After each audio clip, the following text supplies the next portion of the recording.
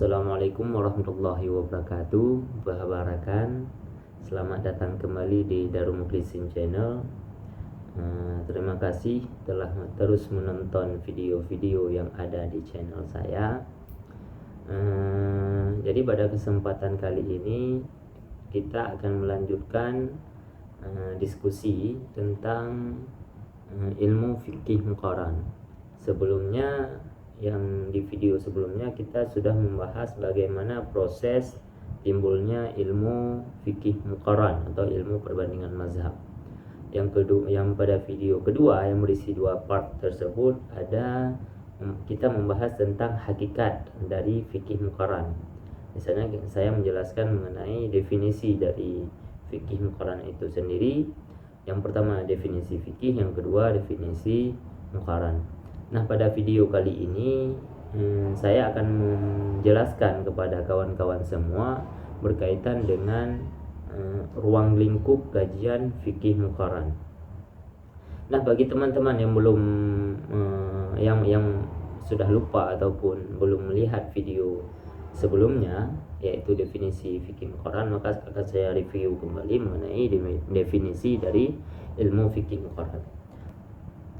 Ilmu fikih muqaran adalah suatu ilmu yang mengumpulkan pendapat-pendapat suatu masalah ikhtilafiyah mengenai dalam fikih, mengumpulkan, meneliti, mengkaji, serta mendiskusikan dalil masing-masing pendapat secara objektif untuk dapat mengetahui pendapat yang terkuat, yaitu pendapat yang didukung oleh dalil-dalil terkuat dan paling sesuai dengan jiwa, dasar, dan prinsip umum syariat Islam. Nah, untuk selanjutnya pada video kali ini kita akan melihat bagaimana ruang lingkup kajian dari fikih muqaran tersebut. Memang kalau kita lihat dari segi penamaan fikih, maka ruang lingkup pembahasan fikih muqaran ini adalah ruang lingkup yang sangat besar.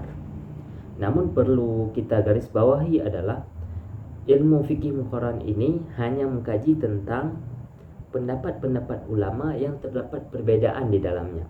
Artinya ketika pendapat ulama tersebut telah terjadi kesepakatan, konsensus atau ijma', maka tidak disebut dengan pembahasan ilmu fikih muqaran.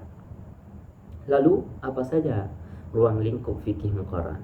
Ruang lingkup fikih muqaran ada 4. Yang pertama namanya muqaranatul mazhab fi fiqh, yaitu perbandingan mazhab pada bidang fikih. Jika kita Indonesiakan dengan bahasa Indonesia, itu namanya perbandingan mazhab. Inilah yang dikaji oleh sarjana hukum yang berasal dari perbandingan mazhab. Mungkin sekarang penamaan prodi perbandingan mazhab itu disebut dengan perbandingan mazhab dan hukum. Jadi tidak hanya perbandingan mazhab saja. Contohnya yang berada di UIN Araniri, tempat saya mengabdi ilmu perbandingan mazhab ini. Saya belum tahu apakah di universitas yang lain, karena juga masih banyak universitas-universitas yang ada prodi perbandingan mazhab di dalamnya. Tapi apakah sudah ada perbandingan mazhab dan hukum? Saya juga belum tahu pasti.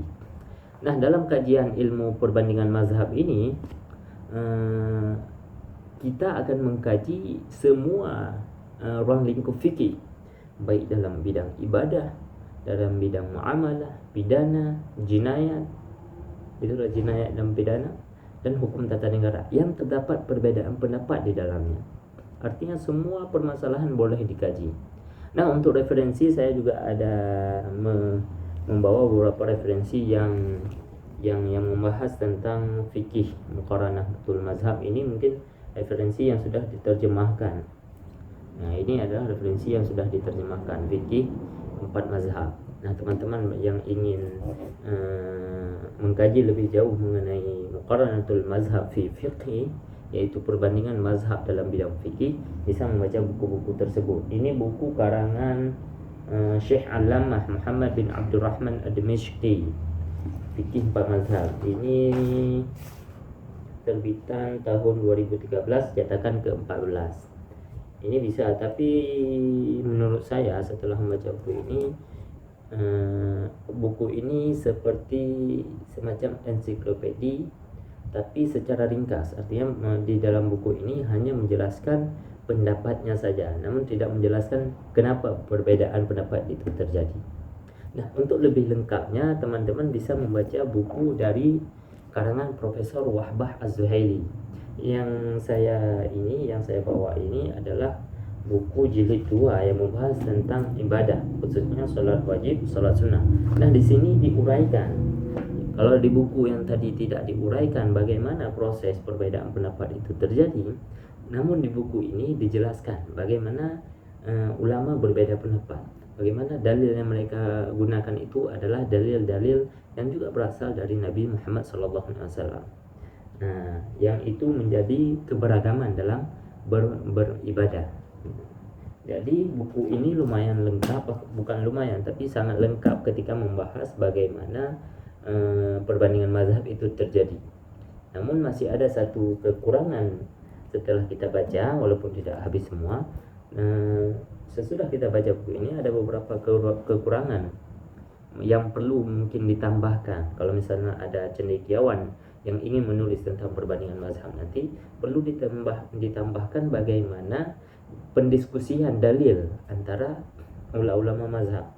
Jadi kalau buku yang pertama tadi hanya mengutip pendapat saja, dan buku kedua hanya mengutip uraian sebabnya, namun perlu kita tanyakan bagaimana para ulama ini mendiskusikan antara dalil-dalilnya sesuai dengan definisi fikih muqarran.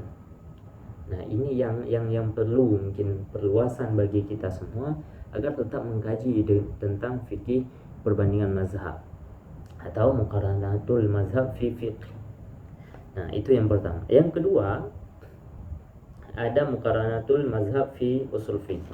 Artinya ruang lingkup yang menjadi kajian pembahasan ini adalah pembahasan mengenai usul fiqh. Jadi pembahasan mengenai qiyas, bagaimana pendapat ulama yang berbeda mengenai penemuan illat, mengenai metode istislahiyah, mengenai metode istishab, mengenai metode saddu zari'ah yang mungkin akan kita bahas jauh nanti di video-video selanjutnya. Nah, jadi yang menjadi ruang lingkup kajian muqarranatul mazhab fi usul fiqh adalah tentang metode penemuan hukum yang di dalamnya terdapat perbedaan pendapat ulama. Nah, bagi teman-teman yang ingin membaca perbandingan usul fiqh tersebut, bisa kita temukan misalnya dalam buku Dr. Asmawi, saya minta maaf, dalam buku Dr. Asmawi MAG. Jadi beliau memang mencantumkan nama buku perbandingan usul fiqh. Nah, di sini diuraikan cukup panjang bagaimana sebetulnya metodologi yang ada di dalam Islam itu terdapat perbedaan pendapat di antara ulama. Contohnya seperti ketika para ulama fuqaha itu berbeda dengan mutakallimin dalam hal memahami ayat-ayat Al-Quran secara yang jelas dalam ayat-ayat Al-Quran. Contohnya ketika fuqaha menerangkan metodologi tentang ayat wala taqul lahuma uffin, mereka menamakan konsep penemuan hukumnya terhadap memukul orang tua tersebut adalah dengan cara nas. Mereka pernah menemukan metodologi yang baru, yaitu nas penamaannya. Riwayat ketika kita memahami ayat-ayat Al-Quran yang kita anggap jelas oleh para ulama dibagi ke dalam oleh para fuqaha dibagi ke dalam 4 metodologi. Yang pertama al-zahir, kita harus memahaminya secara zahir, kemudian an-nas, kemudian ada mufassar, kemudian yang keempat ada mengenai muhkam. Jadi para ulama yang memahami nas secara jelas tersebut membaginya kepada 4 bagian. Nah, sedangkan mutakallimin membaginya paling kurang itu ada 2 bagian. Yang pertama mafhum, yang kedua mantuq. Jadi ada perbedaan pemahaman terhadap zahirna tersebut. Nah, jadi referensi ini sangat cocok bagi kawan-kawan untuk membaca bagaimana proses metodologi dalam ilmu usul fiqh itu terdapat sangat jauh perbedaan pendapat ulama. Contohnya lagi ketika membahas mengenai maslahah mursalah. Ketika objeknya maslahah mursalah banyak, maka banyak dari para ulama yang berbeda pendapat dalam hal boleh tidaknya menghukum sesuatu dengan maslahah mursalah. Nah, mungkin itu yang kedua, ruang lingkup yang kedua. Yang ketiga adalah muqaranatul madhab fi wad'in. Saya ulangi. Yang ketiga ada muqaranatul mazhab fi syara'i. Nah, ini adalah perbandingan permasalahan yang ada dalam berbeda agama. Artinya kita mengkaji mengenai satu kasus menurut dua agama yang berbeda, sehingga muncullah prodi yang ada di UIN itu tentang perbandingan agama. Mungkin sekarang sudah kurang minat para mahasiswa ataupun calon mahasiswa untuk belajar di ilmu perbandingan agama. Padahal ilmu perbandingan agama ini merupakan sesuatu ilmu yang penting untuk dipelajari agar permasalahan intoleransi yang terjadi di Aceh, di Indonesia, dan di tempat-tempat lain bisa diselesaikan oleh sarjana-sarjana ini. Nah, contoh kajian yang bisa dilakukan dalam muqaranatul syara'i. Jadi contohnya seperti kawan saya yang di Pasca, yang lulusan dari studi agama, sekarang namanya studi agama, itu mengkaji tentang mukjizat. Artinya konsep mukjizat dalam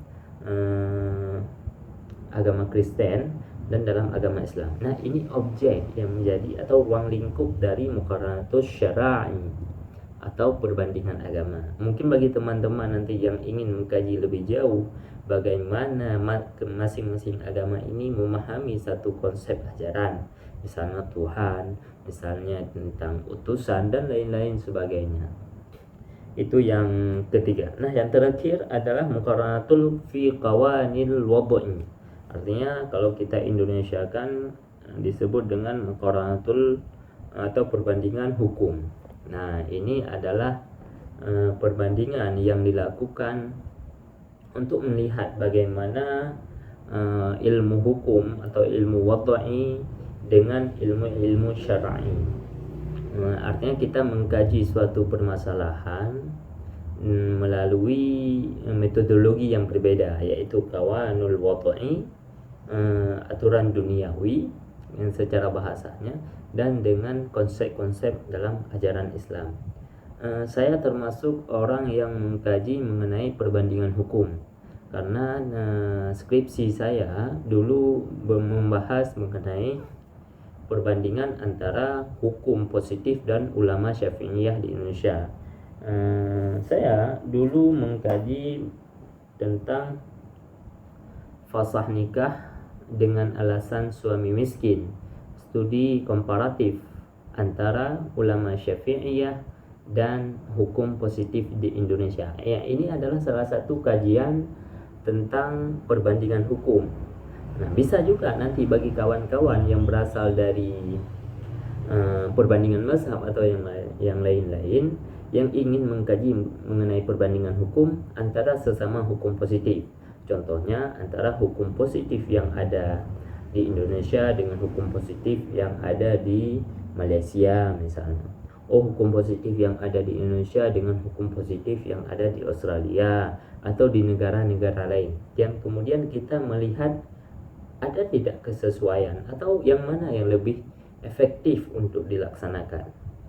Nah, mungkin dalam video ini hanya inilah yang bisa saya uraikan kepada teman-teman semua berkaitan dengan ruang lingkup ilmu fikih muqaran.